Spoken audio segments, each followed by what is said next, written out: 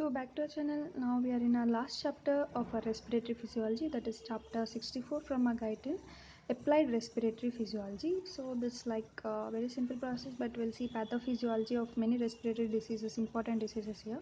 So first we have some glossary terms. Let us understand them. So first, what is atelectasis? Atelectasis is nothing but the collapse of alveoli due to different causes. We'll see what are the causes also. Mainly here the alveoli will collapse, means they will become inward. So there will be no gaseous exchange. And cyanosis. Cyanosis is bluish discoloration of skin. So what are the reasons, causes? Those all also we'll see here. And hypercapnia. I think everyone know, increase in partial pressure of carbon dioxide. So conditions where there is increase in carbon dioxide in blood, mainly due to hyperventilation. Whenever you do hyperventilation, there may be hypercapnia, because in hyperventilation lot of carbon dioxide will be lost from our body, right? But in hypoventilation, hypo means low, ventilation means lot of carbon dioxide remain in our body, so that lead to increase in carbon dioxide in blood. That is called hypercapnia. Next, pneumonia. Pneumonia is inflammatory. Either it may be inflammatory or due to an infection condition of lung, especially due to pneumococci. We'll see all those. Lung in some or all of alveoli, which is filled with the fluid and blood cells. So at the beginning only it will affect few alveoli, but later almost many alveoli may get, the infection may spread, and also fluid and blood cells may accumulate. We'll see all this along with diagrams. We'll understand it very clearly. Next, coming to polarography. Polarography is a technique which is mainly used to measure the concentration of oxygen in fluid. Actually, why we are measuring the oxygen in fluid? Why all this are needed?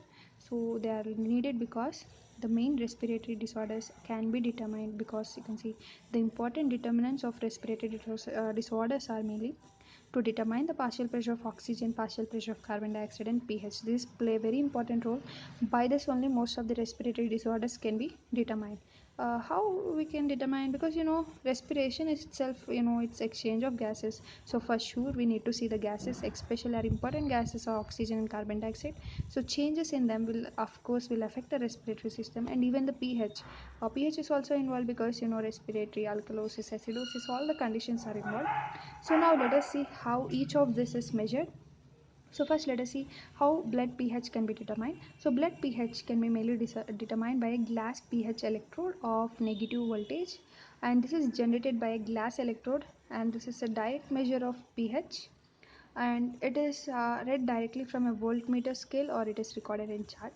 So we follow this kind of methods. First, negative voltage generated by glass electrode, and its direct measurement of pH, it is read directly from a voltmeter. We have one scale, voltmeter scale. We'll directly read it, or also we can record it in chart. So next, coming to blood carbon dioxide. So this is also having a glass electrode pH meter, and here actually sodium bicarbonate is exposed to carbon dioxide. So because of this exposed carbon dioxide, this carbon dioxide get dissolved, and this dissolved carbon dioxide in the pH of a solution is a function of carbon dioxide and bicarbonate. So this is like a simple test. These are like not so important, but okay, if you can read. So we give this with you can find out this with a handed Hasselbalch equation that says that pH is equal to 6.1 plus log of bicarbonate divided by carbon dioxide. And next, coming to blood partial pressure of oxygen, how we can determine this? Mainly here we use this polarography. Actually here the current flow between a negative electrode and the solution, and by this we can find out the volume of an electrode, that is greater than minus 0.6 volts, and the oxygen deposit on this electrode. So by the rate of current flow in the electrode is directly proportional to the concentration of oxygen, and therefore to partial pressure of oxygen as well. So like this, as this current flow is, as the current is flowing to the electrode, we will measure that. This current flow is directly proportional to concentration of oxygen. So by just measuring this current flow in the electrode, we can easily find out even the partial pressure of oxygen. So like this with pressure, actually the negative platinum electrode with surface area of 1 millimeter is used. Here the electrode is negative platinum. So just that current flow is directly proportional to partial pressure of oxygen. So like that we can measure this. So that is how we measure the partial pressure of oxygen, carbon dioxide, and pH. These are the main determinants of respiratory disorders. So now let us see what is chronic pulmonary emphysema. So actually emphysema is due to, you can see this in heavy smokers. So what happens, let us see. Excess air is present in the lungs. The problem is excess air is present in lungs. It is maybe due to obstructive and destructive process. even the vessel smart, here the bronchioles, the airways are obstructed, and also there is a destructive process of lungs which is mainly caused by the many years of smoking, not by few days of smoking. Like many constant chain smokers who are smoking for many years, we can see this kind of disease. So first there is chronic infection. Why there is chronic? You may think like because of smoke how the infection is coming. So let us see.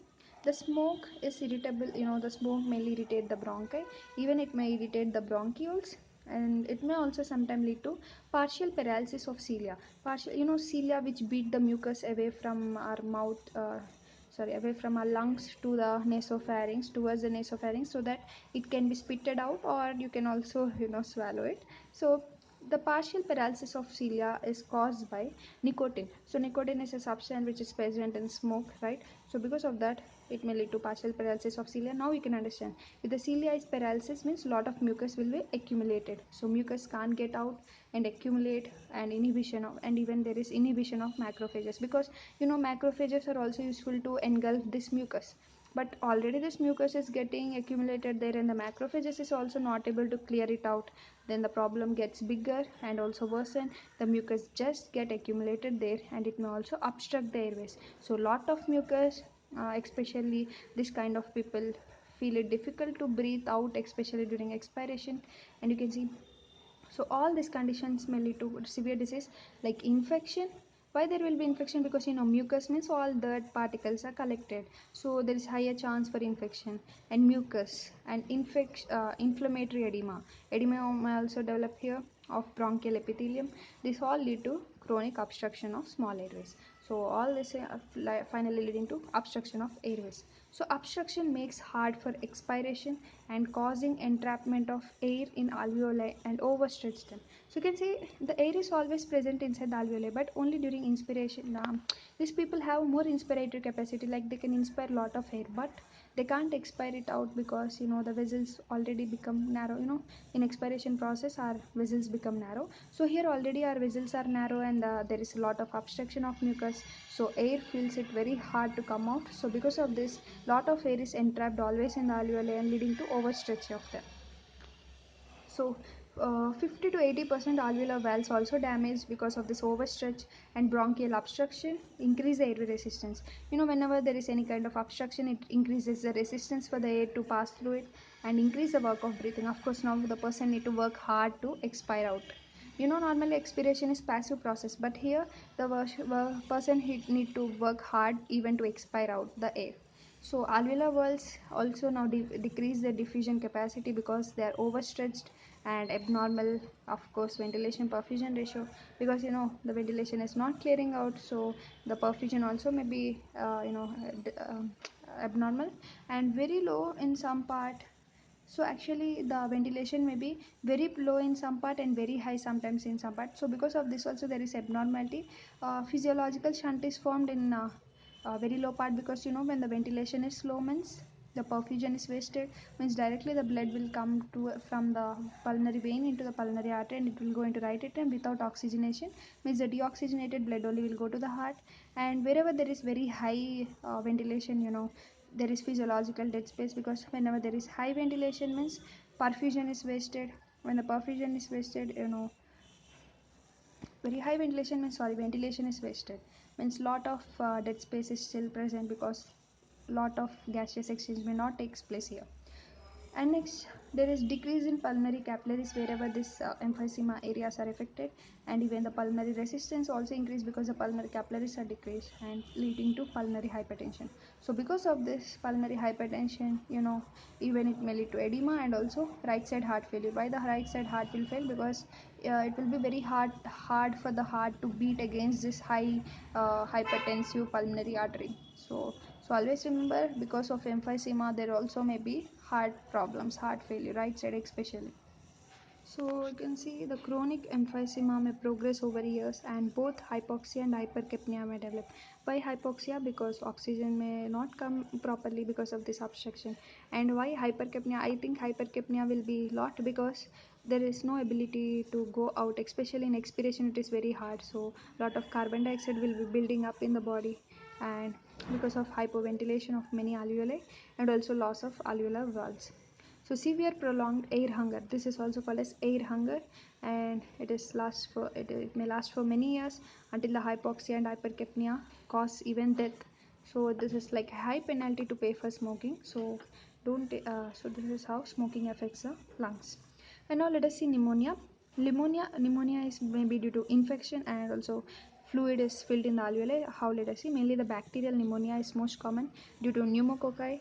So this first infection, the first infection, whenever the pneumonia comes, it first is getting infected in the alveoli, and later the pulmonary membrane gets inflamed, that is the respiratory membrane gets inflamed. So because of that, the RBC, WBC, the fluid which is present in that respiratory membrane will leak out of the blood into the alveoli. So this blood, all these cells, all these debris are now present in the alveoli, and next the alveolar fluid is filled with fluid cells, and next spread from one alveoli to other. So like this you can understand, if the fluid is filled in the alveoli, it is very hard for the gaseous exchange. So here also there may be hyperventilation, and sometimes whole lobe or lung can be consolidated. Consolidated means it is filled with fluid or cellular debris. So sometimes even one whole lobe, or even sometimes full lung, if the infection is spreading at a very fast rate, then whole lung also may be filled with fluid. So alveolar ventilation is decreased. Of course, the blood flow is normal, but the ventilation is decreased. Reduced surface area for respiratory membrane, and ventilation perfusion ratio is also decreased. Both cause hypoxemia and even hypercapnia. Hypoxemia means decreased oxygen concentration in blood, and hypercapnia, increased carbon dioxide in blood, and saturation also drops to 60%, because now the blood will be coming, but the ventilation is not proper. Only I think if all alveoli are affected, completely the saturation drops. If only few alveoli are affected, means in normal alveoli still the oxygenation will be normal, so there they can get some kind of oxygenation. Next, let us see the atelectasis, that is the collapse of alveoli. So what happens here? In local area or entire lung, it may cause total obstruction of airway, and or lack of surfactant in the fluid. So mainly we have two reasons here, that is due to obstruction or either due to lack of surfactant. Let us see what happens with the obstruction, how the obstruction may cause collapse of alveoli. So mainly blockage of small bronchi with mucus, as we seen in emphysema, and obstruction of major bronchus by large mucus plug or solid objects like tumors. And if the lung with fibrotic disease, it may can't collapse, but the absorption of air by alveoli creates a negative pressure within the alveoli, which pulls fluid out of pulmonary capillary to alveoli, and causing alveoli to fill completely with edema fluid. Massive collapse of lung. Here also you can see massive collapse of lung. Even though in fibrotic disease the lung may not collapse, but it has negative pressure. So because of this negative pressure, a lot of fluid will come and it will fill inside and collapse. And increased resistance of blood flow by collapsed part. Whenever that alveolar special part of alveolar is collapsed, then there is higher resistance of blood flow. And hypoxia in collapsed part may cause vasoconstriction. So even vasoconstriction, whenever hypoxia in respiratory system, it's unique, it will cause vasoconstriction. And blood flow is decreased, blood now may bypass to aerated lungs, so ventilation perfusion ratio is only moderately compromised. So your ventilation perfusion is not that much affected, because not every part is collapsed. Of course, if every part is collapsed, whole ventilation perfusion may be abnormal, but as some parts of alveoli collapse, then the ventilation perfusion ratio may be normal. Next, coming to lack of surfactant. Now let us see, because of lack of surfactant, how the collapse takes place. So mainly in diseases like hyaline membrane disease, which is also called as respiratory distress syndrome. We already discussed this. This is mainly seen in premature babies, because in these babies the surfactant is not produced. Surfactant is useful for reducing the surface tension. If surface tension is high, for sure it may lead to collapse of alveoli. So that is the reason here, mainly newborn premature babies. Next, let us see asthma. Asthma is spasmodic contraction of smooth muscle in bronchioles. Actually, the bronchioles will get narrow. Here also the same like emphysema. The expiration will be very hard. Let us see. So spastic contraction of smooth muscle in bronchioles. They mainly obstruct them, and it is difficult for breathing. And in 3 to 5%, sometime it may the life. Yeah, actually in 3 to 5% of people somewhere in their life, sometime in they may attack with asthma. So the mainly usual cause of asthma is contractile hypersensitivity. Asthma will not only come due to direct lung diseases, it will also come due to some allergens of bronchioles in response to foreign substances. So mainly 70 people like age of 30 years or younger, they are caused by allergic hypersensitivity, especially by plant pollen. But in older people, you can see hypersensitivity to non-allergic types of irritants like smog. So in older people, because of smog also it may attack. So allergic person forms IgE antibody and they react to the antigen. So in asthma, the antibody is always attached to the mast cell. So this comes the problem as the antibody is attached to mast cell. Many inflammatory substances are released in interstitium. Actually, this mast cell means this antibody is attached to mast cell at the interstitium, which is near to the bronchioles and small bronchi. So as this mast cell is near to this bronchioles and bronchi, all these mast cell substances are released there and they lead to severe constriction and it leads to very problem. So pollen along with its mast cell antibody, they because of this reaction the pollen mainly attack on the mast cell antibody. So because of this they release the histamine and slow reacting substance of anaphylaxis like mixed leukotrienes. So because of this and also they release eosinophilic chemotactic factor, bradykinin, all these are released. And this slow reacting substance of anaphylaxis produce edema in small bronchioles, secretion of thick mucus into bronchial lumen, and spasm of bronchial smooth muscles. So increase airway resistance. So all this may takes place due to slow reacting substance of anaphylaxis. And severe obstruction in expiration is seen, and dyspnea or air hunger the same as we seen in emphysema. So actually in asthma people, functional residual capacity, that is nothing but what is functional residual capacity? Expiratory reserve volume plus reserve volume, right? So this functional residual capacity and residual volume are very much high. Means the residual volume is also high and even the expiratory reserve volume, these are very high. So during acute asthma attack, because of difficulty in expiring air from lungs and chest cage enlarge permanently over years. So actually why these pressures are high? Because this functional residual capacity, residual volume high, because for these people it's very hard during expiration, like forced expiration is going on, so these values are very high. And the chest cage may enlarge permanently over years, like the chest is like barrel chest because they try work hard to expire out. And both here functional residual capacity and reserve volume may increase even permanently for they're having asthma for long time. So next we'll check out TB. TB is nothing but tubercle bacilli, which is also bacteria causing tissue reaction in lung. So actually it is causing some tissue reactions in lung. So it is mainly invasion of inflammatory tissue by macrophages and walling off of lesions by fibrous tissue to form tubercle. Actually this is very protective, the walling off of fibrous tissue, it makes some mass like structure, it's like a granuloma which is formed in our lungs. So because of that, it is like protecting, it is not allowing the infection to spread all over the lung. So it is protective because can't further increase the infection. In 3% of people, if untreated, this walling of fail and tuberculosis develop and spread in lungs and extreme destruction along with the formation of large abscess cavities. So all this are formed. And so in late stage, most of the lung is fibrous. All of them may cause increased work on part of respiratory muscle to cause pulmonary ventilation, and they decrease mainly vital capacity. Vital capacity have expiratory reserve volume, functional residual capacity. All the three are involved. Tidal volume, right? Inspiratory reserve volume, and also BC. Here BC is breathing capacity, and also decrease total respiratory membrane surface. If the membrane surface area is also decreased, then the gaseous exchange will be decreased, right? And also increase thickness of respiratory membrane, so there is decreased pulmonary diffusion for sure. And also we can see abnormal ventilation perfusion ratio, so there is overall decrease in diffusion of both oxygen and carbon dioxide. So in tuberculosis, we'll see mainly there is decreased diffusion capacities of carbon dioxide and oxygen. So this we need to remember. Next we are having the pleural effusion. So pleural effusion is of course abnormal excessive fluid in the space between the pleural membrane. We have visceral pleura, parietal pleura. So in between that we have pleural fluid. So if that pleural fluid is abnormally very high, it is called pleural effusion due to excessive production of or decrease, excessive production or decrease in absorption of fluid spill in space. Even in pleura we have lymphatics. Even those lymphatics fail, it may lead to lot of effusion. So causes may be associated with other diseases like pneumonia, any malignancy, any pulmonary embolism or congestive heart failure. So all these are related with this pleural effusion. And symptoms mainly include dyspnea, of course. If the fluid is very high, it is compressing the lungs, so there will be breathless, it will be very hard for breathing, shortness of breath, cough, chest pain, fever, hemoptysis, that is sometimes blood may come out in sputum, weight loss is seen, edema. So all these are symptoms of pleural effusion.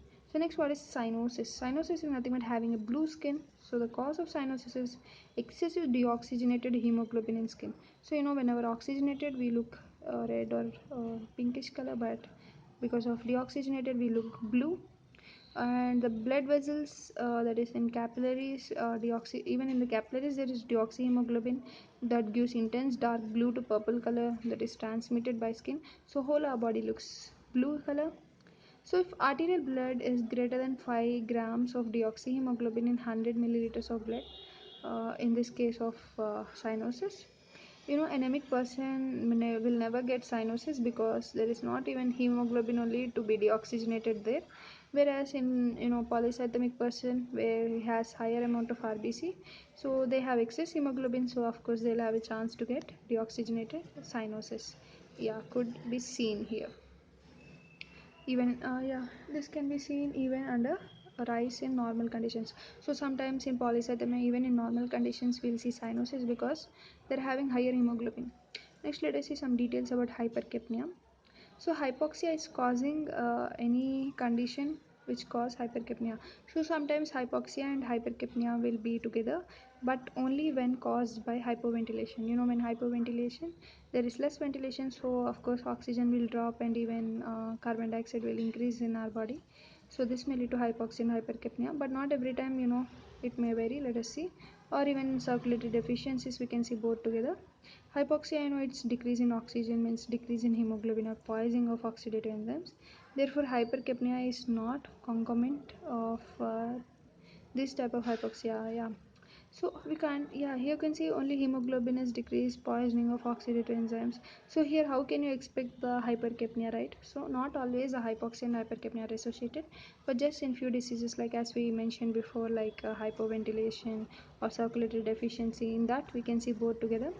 So if hypercapnia begins to occur, this immediately stimulates pulmonary ventilation, which corrects the hypercapnia, but not hypoxia. Actually our central nervous system are more sensitive to carbon dioxide partial pressure when compared with oxygen. So like they are more reactive towards partial pressure of carbon dioxide. So in hypoxia, which is caused by hypoventilation, the carbon dioxide between alveoli and atmosphere is affected as much as the oxygen transfer. So whenever there is low blood flow, there is low carbon dioxide removal, so again leading to hypercapnia along with hypoxia. So hypercapnia is less because carbon dioxide transport is 20 times greater than oxygen. Actually, later this hypercapnia may be, compensated, or it may come back, because carbon dioxide transport is very high, 20 times soluble when compared with oxygen. So it may dissolve later, but hypoxia may remain longer until we give oxygen therapy. Next, coming to alveolar partial pressure of carbon dioxide, it is like greater, if it is greater than